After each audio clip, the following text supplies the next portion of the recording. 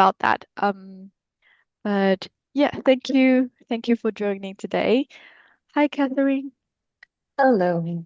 Yeah, sorry about that. I think my colleague sent like a different Um, meeting link to us. So sorry for keep you waiting, but thank you so much for joining. There's no RTC joining today, unfortunately. But we will do a recording, and then after this okay. session, we will upload the recording to the VLE for the RTC, just to see what's being included in this session. Yeah, if that's okay. Okay. Yeah. Yeah, and then I'm recording right now, so I'm just going to give like a brief introduction, and then it would be great if you could kind of like introduce yourself as well. Yeah. Okay, so No problem. yeah, thanks for joining. My name is Vivian Chan. I'm the program officer in the LSE global team. So I'm very grateful for both of you to join this session today to walk us through some updates in the subject guide. Yeah, so I'll hand over to you, and please feel free to share your screen. Great. So we'll start with some introductions and then we'll go through our slides to introduce the course.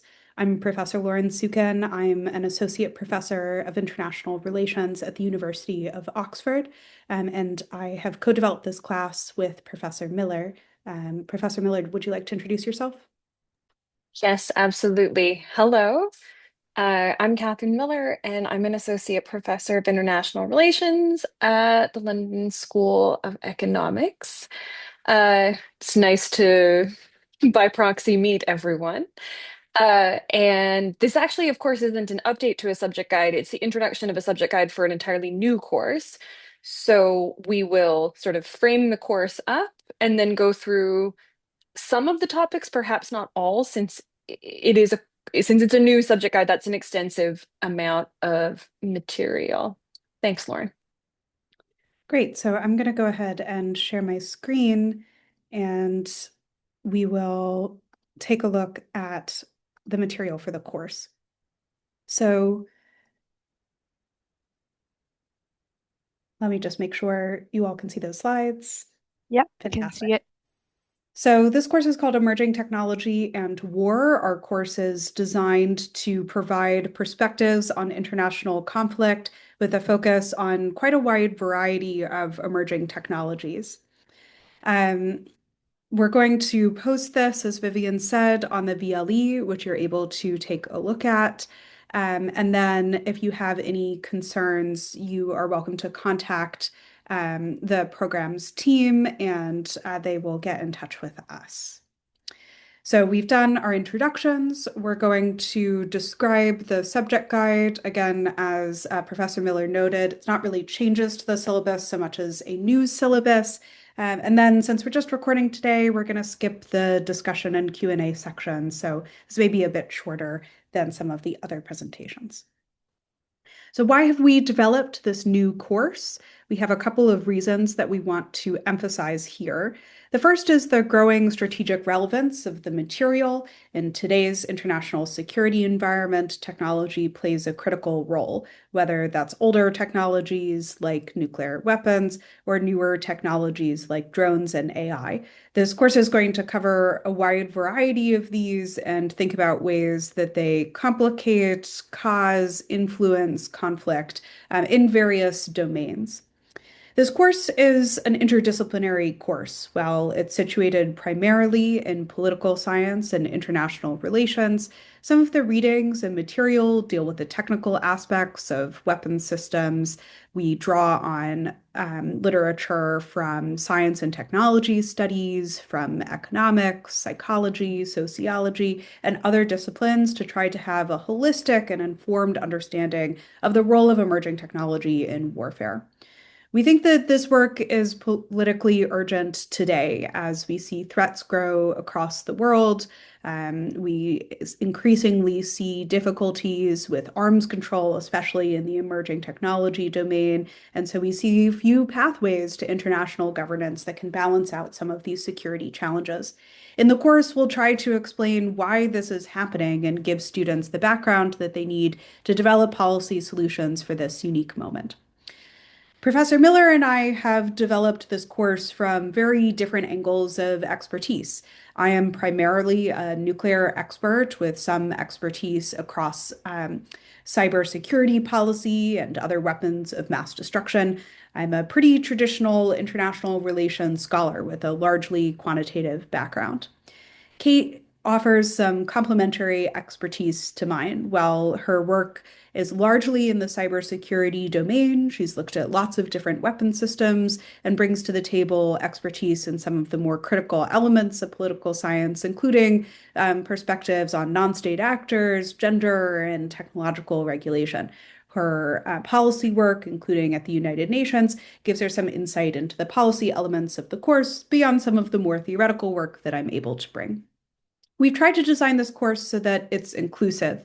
And that means that we're not only trying to think about students from different disciplinary backgrounds, but also students from different national and cultural backgrounds, so that we can leverage some of their experiences engaging with these emerging technologies in their own lives. As course conveners, we hope that the students who take the course will be able to bring their own expertise as well as to learn about case studies from across the world. So now what we're going to do is walk through some of the chapters from this course. Kate and I are going to divide up our discussion of the chapters, sort of roughly approximating who has written these chapters or has taken the lead on these chapters in the subject guide. So I'll hand it over now to Kate, who will talk us through the introduction. Right. Thank you so much. So the introduction, to be honest, looks like the introductions for most subject guides associated with the course. And of course, it runs through all the good logistical stuff that the students in your that you already know and the students will need to know. I think the main thing that I would sort of flag to you here, because it's not on the course information sheet, is that we've roughly sort of thematically divided up the course into 4 parts: technology and war, nuclear technology, cyber and digital insecurity, and then future challenges, which is where we run through some interesting elements of emerging technology and security that don't fit well into the other themes and are also really exigent. And I flag that mostly because we think it will be helpful to sort of highlight that thematic structure to students. Because what we're doing is we're building a narrative where we get the fundamentals on the study of technology and war. Then we spend some time with nuclear technology as a vitally important, but also somewhat now well-established form of deeply important technology, and then start to bridge out using that foundation into thinking about other forms of emerging technology and security. So it's building both empirical and conceptual expertise as the course goes on. It's also why we say this there. It would be obviously most helpful if students do the course in order. That's it. For chapter 2, this is the first substantive chapter of the course, Technology, Innovation, and Military History. It largely does what it says on the slide, and it basically provides foundations for understanding first technology per se, right? Inviting students to think carefully about what technology means and how they are using it, to pay attention to the different meaning of technology in different domains and different studies of security, and then introducing its relationship to war by doing a real quick sprint through the history of military and technological innovation from antiquity to the digital era using global empirical examples, and then introducing quite lightly some meso-theoretical concepts on military innovation, as well as the concept of offense-defense balance and its potential relationship to technology that we hope students can, again, build on and apply to different forms of technology and questions throughout the course. Next one.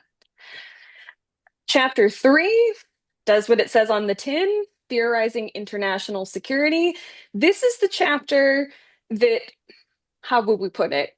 It basically gives students, if the last chapter was about technology, this chapter is about security, and it's giving students the conceptual building blocks to take and apply to the study of security and technology in all of the other sessions. We don't expect students to do this in sort of a deterministic or particularly didactic way. The main thing is introducing the three major paradigms for thinking about security in international relations: realism, liberalism, and constructivism, as well as helping them think about what it means to study security and how we might conceptualize security empirically.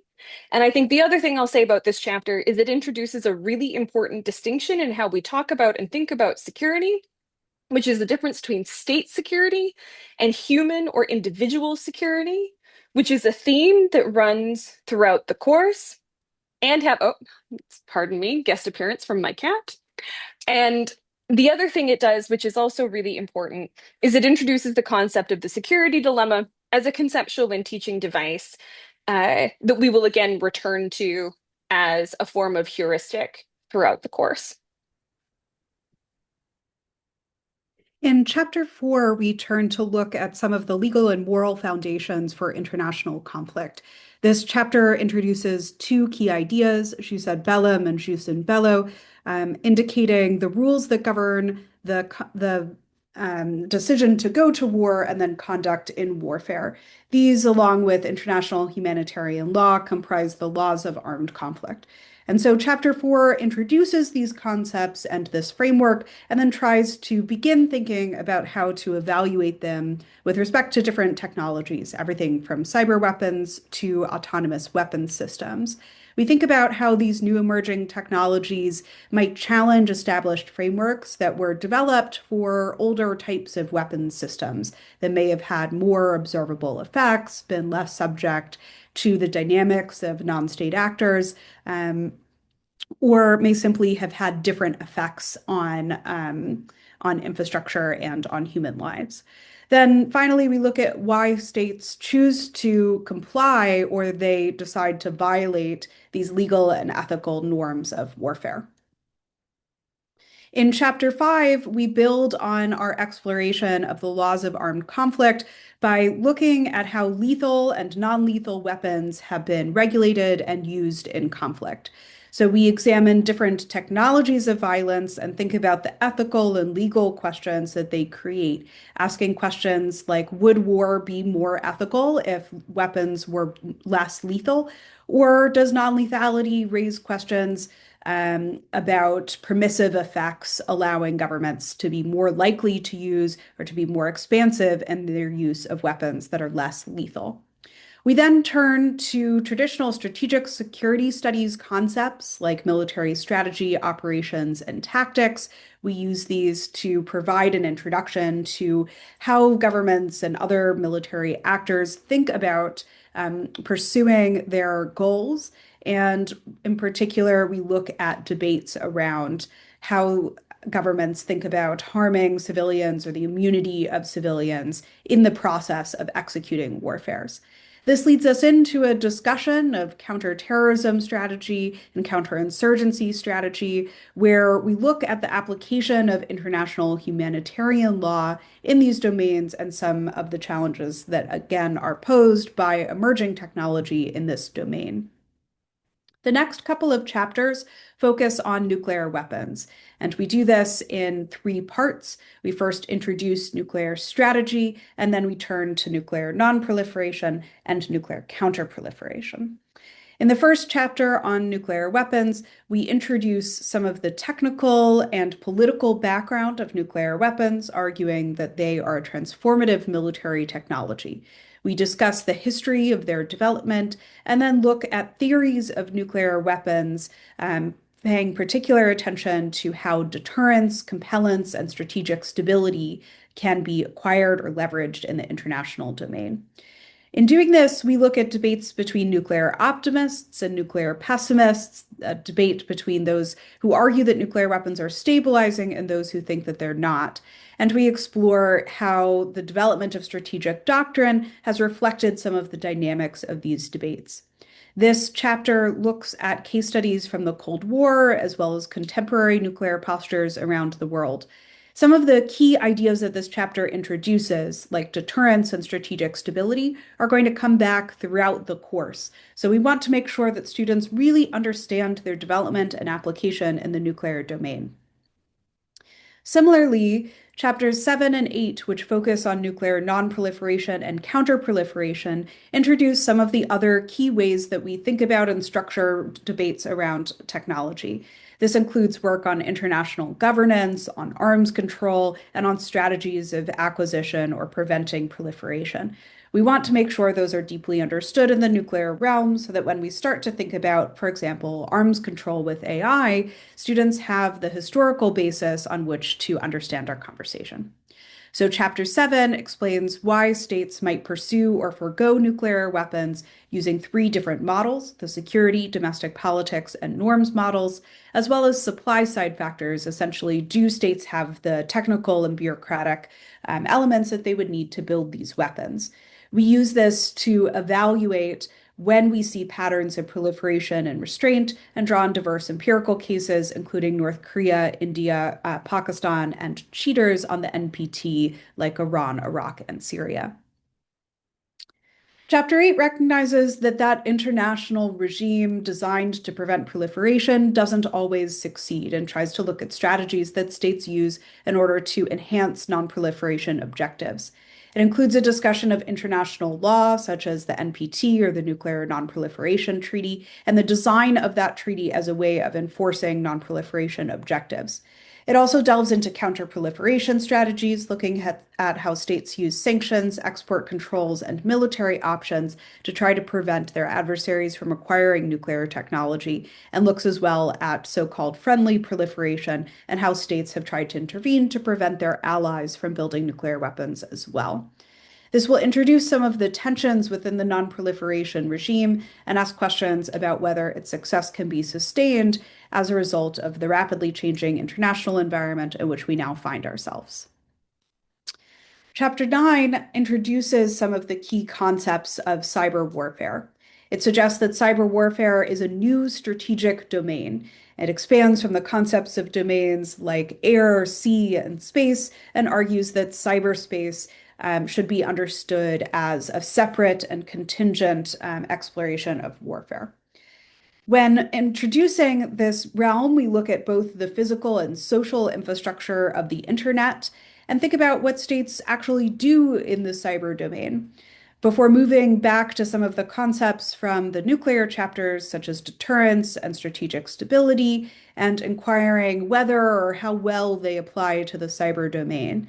For example, we ask whether cyber operations really constitute warfare and ask students to think about how domestic and international mechanisms can help regulate behavior in cyberspace.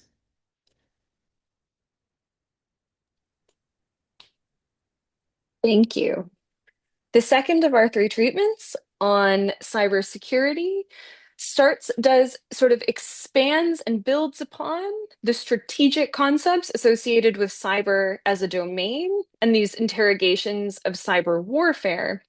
But we start to look at it from a slightly more grounded and practical perspective in this chapter, focusing on states and the ways in which cyber and digital technologies challenge existing ideas of sovereignty, right? So the state's ability to control and regulate all social, political, and economic activities within its space.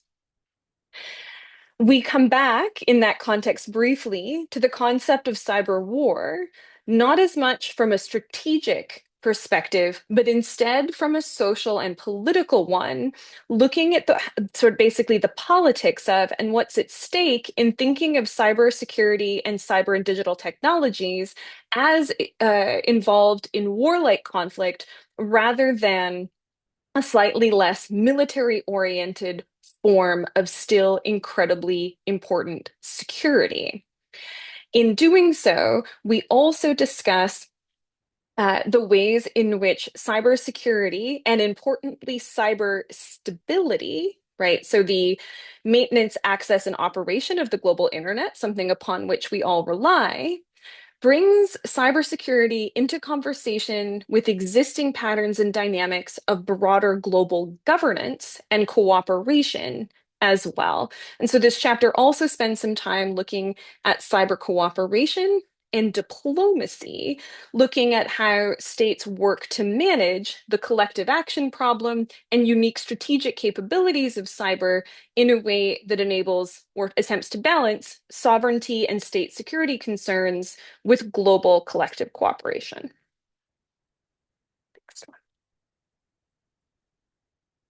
In the next chapter, we move from looking at a state-centric approach to practical and the practical technical cybersecurity and its relationship to politics to consider non-state actors, with particular attention to cyber criminals, very fun, hacktivism, civil society organizations, and technical standards bodies, which I promise is actually really fun and incredibly fascinating, and any discussion or study of cybersecurity has to talk about these.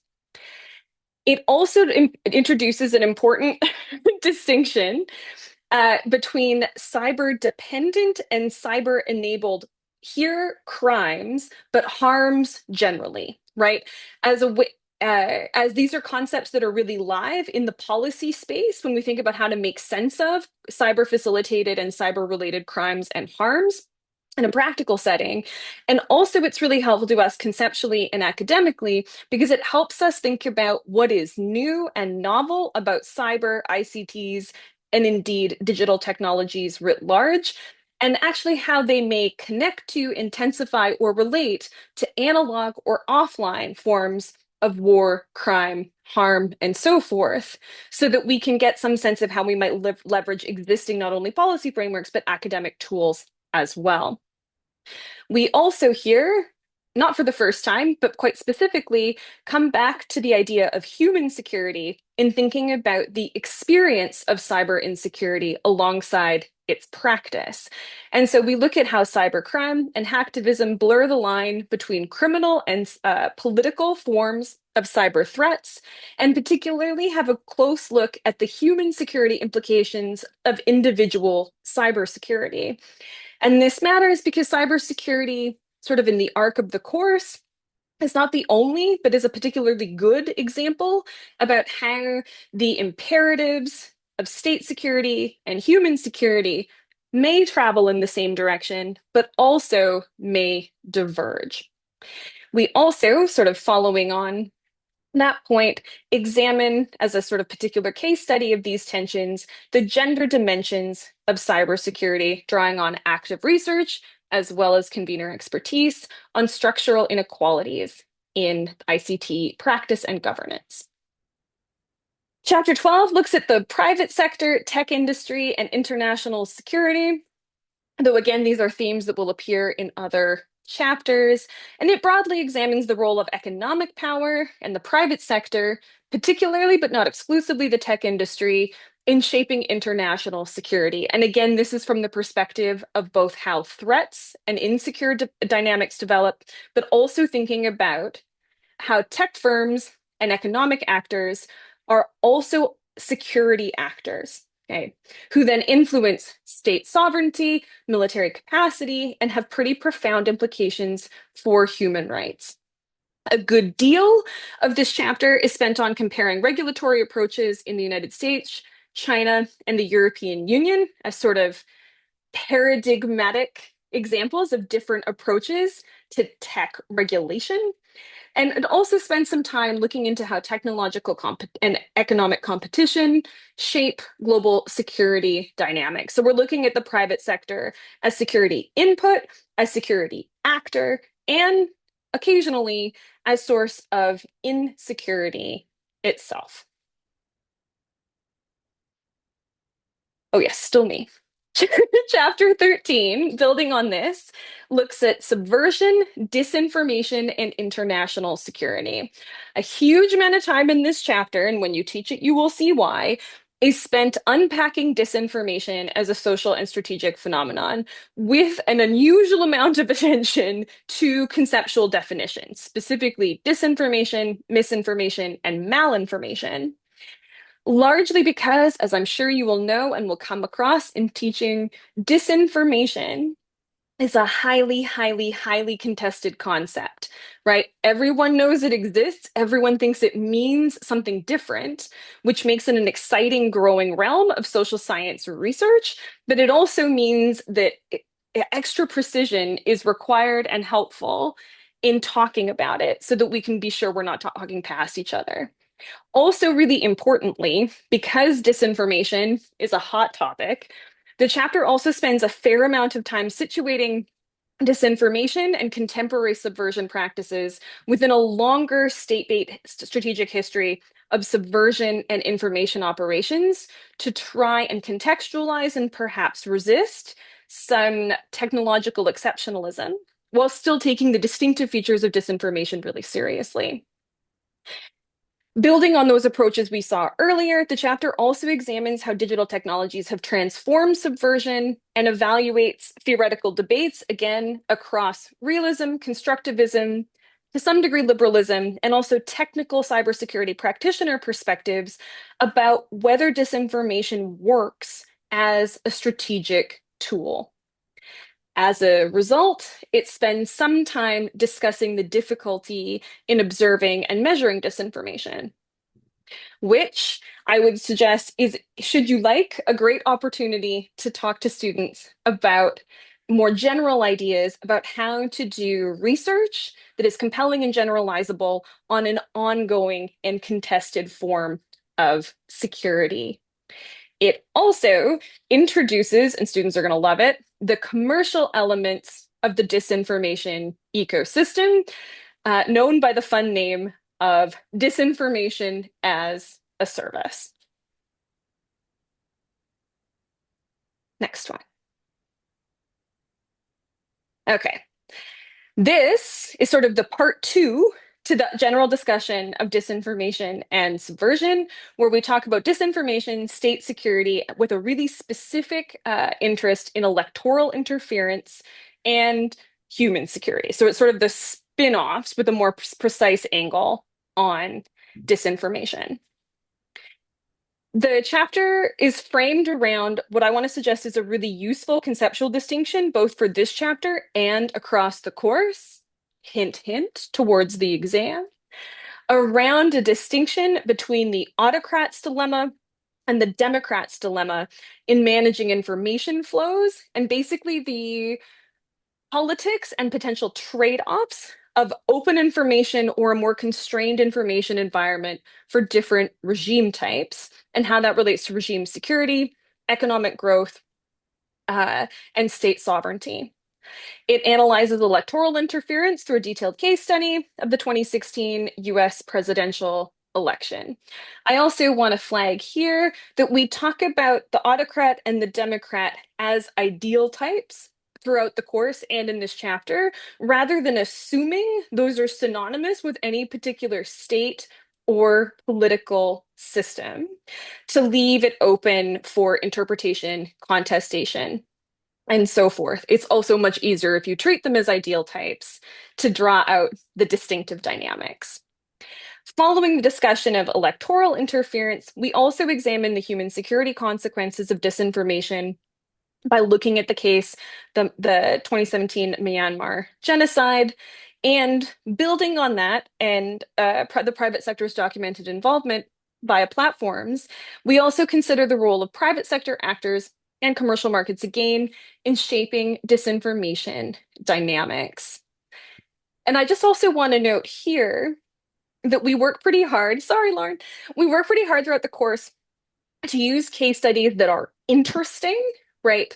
And really show the stakes of what we're getting across, but also that are really well documented in the media and in the academic literature to ensure that we're speaking from, as far as can be established, uh, facts that are held by consensus, which is another challenge for studying security forms that are less easily observable or events that are ongoing. That doesn't mean, like, we actually think, as Lauren was saying at the beginning, we would love it if students brought in more recent events, different case studies, reflect on their own expertise.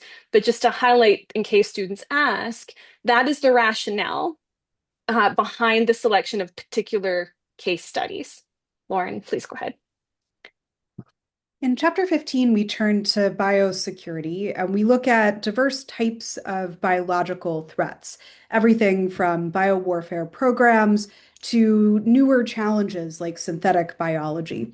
Here, we use some of the frameworks that we've talked about throughout the course, like the role of international law and the laws of armed conflict, in order to understand the boundaries of the threats that biological technology might pose. We pay particular attention in this chapter to the Biological Weapons Convention, and we explore the reasons why biological weapons remain relatively rare despite their relative accessibility. While we point to international law as a key component of this, one argument that we make in this chapter is that it's the technical aspects of biological weapons, the fact, for example, that they're very difficult to control the spread of, that makes them not particularly suitable to the strategic missions that most governments would be interested in. In doing so, we want students to think about some of the trade-offs between logics of liberalism that might focus on international governance and logics like realism, which instead might privilege the security elements of state perceptions. In this chapter, we discuss the COVID-19 pandemic as a case study of catastrophic biological risk. And in our discussion of COVID-19, we think about the challenges of international governance and pandemic preparedness. This might be an element of the course where students are able to draw on their personal experience to think about the decisions that their governments made during the crisis and to evaluate some of the challenges that countries are faced when dealing with large-scale biological threats. In chapter 16, we explore an emerging technology, in particular, unmanned aerial vehicles, or UAVs, or drones. In addition to our discussion of UAVs, we begin to think about other types of remote technology and precision technology, including long-range strike and precision strike capabilities. We point to these as significant military developments of the 21st century that change the technological character of war. Again, we return to our discussion of international law, looking at how just war theory and international humanitarian law might affect the ability for states to use, as well as the ethics and legality of use, for drone strikes and other types of targeted killings outside the boundaries of traditional battlefields. This chapter also brings in empirical evidence on the effectiveness of drone operations in the context of counterterrorism operations, but goes on to think more about the use of drones in interstate warfare, a much more recent phenomenon, and to draw conclusions about the potential expansion of drone warfare moving forward. In this discussion, we think about some of the moral and strategic implications of remoteness as a concept in and of itself, building on some of our earlier discussions about LOAC. In chapter 17, we move to even more future technologies, in particular killer robots like autonomous weapons, and other more practical applications of artificial intelligence throughout military infrastructure. Here we look at the intersection of artificial intelligence and military technology, focusing on lethal autonomous weapon systems, which we abbreviate throughout the course as LAWS. We cover how AI operates and its technical limitations, pointing to some of the sources of bias in AI and trying to encourage students to think about what AI is good at and what it's not, and how those features of AI might matter when it's integrated into military systems. We return to some of the discussion that Kate mentioned earlier regarding competition between the US and China in the cyber and technological domain. Here, we're thinking particularly about the US-China AI arms race, where we look at their advantages or disadvantages in developing this technology. We also return to some of the concepts from the nuclear chapters in this section, thinking about risks like automation and inadvertent escalation, miscalculation, and exploring what role AI could play in making those risks come to life. Finally, we look at proposals for international governance and the potential for arms control in the AI domain.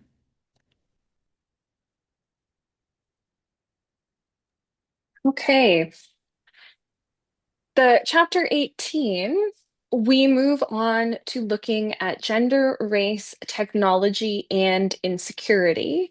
So taking a slight step sideways from a focus on weapons and threat systems per se, to take and introduce an additional theoretical and academic perspective on how we think about technology, war, and insecurity. And so specifically, we examine how gender, race, and colonial legacies intersect with technology and international security.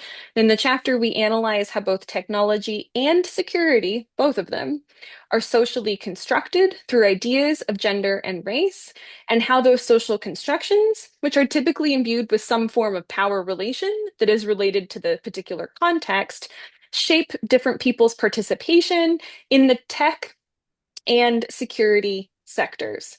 Really importantly, the chapter then also evaluates and introduces differentiated experiences of insecurity by working through and returning to some of those core technologies we examined earlier in the course. So we look at cyber operations, surveillance, and policing, drawing on and connecting to the previous week on AI, as well as nuclear technologies, and also critically reflects on how mainstream security studies may include partial perspectives that inform how security is practiced. And by that, we basically mean thinking a little bit about who is security for and who are security responses designed to protect and prioritize. I also want to note for this chapter in particular, that because this is slightly distinct from some of the other angles of pedagogy that we've introduced, it's really important for you to know and for students to know that success in this unit and this course does not require a particular relationship to or understanding of gender, of race, of colonialism, and so forth, right? These are obviously contextual topics. What we're looking for here is good faith interrogation of and working with the materials, both conceptual and empirical, that are presented in the subject guide and in the readings. I also just want to note for yourselves and for the students that this is also written in to guidance around any evaluation of students working with and thinking through questions, including on the exam, relating to gender and race. Thank you.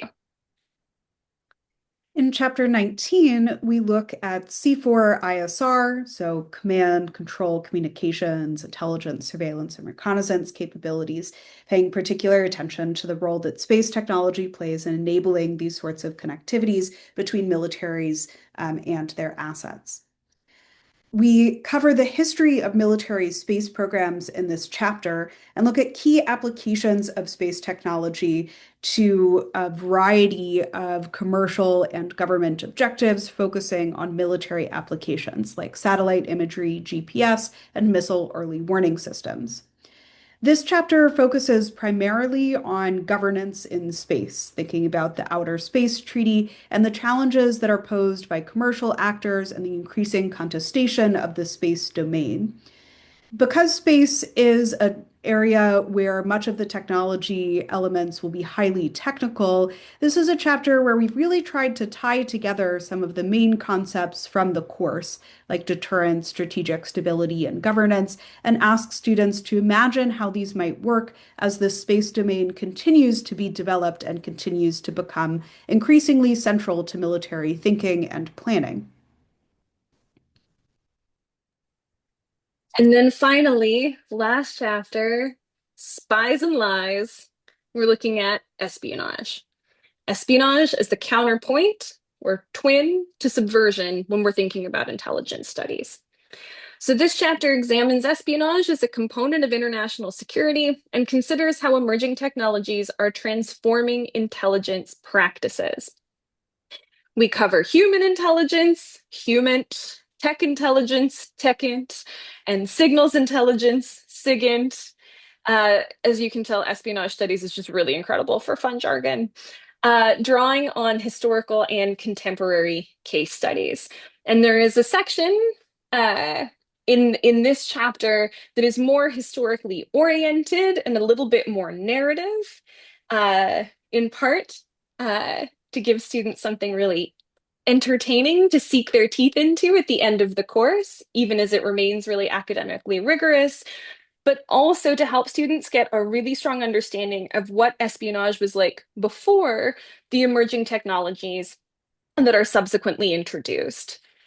The chapter, sort of on that basis, also analyzes whether technological innovation genuinely improves in espionage effectiveness, with an eye towards sort of, again, thinking through some of the themes we've developed throughout the course, right? Thinking about what's security, what's technology, what is novel, and what might be a continuity, as well as how to carefully think through the implications of novelty with an eye towards sort of hype cycle busting, or at least interrogating.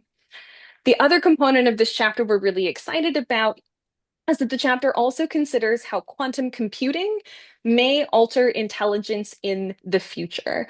And here we offer an engagement with quantum computing that is less designed to sort of settle security and intelligence questions around quantum computing, than invite students to take quantum computing and learn about quantum computing from a technical perspective, to take quantum computing as an example upon which to apply and extend their accumulated knowledge throughout the course, to start to independently build a sense of how they themselves will approach emerging technologies with uncertain technical possibilities, uncertain temporalities, and uncertain implications for security as a broader ethos to the study and practice of technology and security.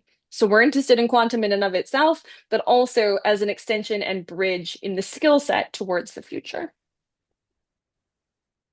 So that wraps up our introduction of the chapters. We hope you enjoy the study guide and that you read carefully our discussion of each of these topics. We really enjoyed putting together this course and hope that you have fun teaching it. Thank you so much, Lawrence and Catherine. This is an amazing presentation. I would like to take this course myself. Yeah, so I think this would be very helpful for all the RTC delivering this course. Just before we close, is there anything else you would like to add or you think it's worth sharing with the teaching staff specifically?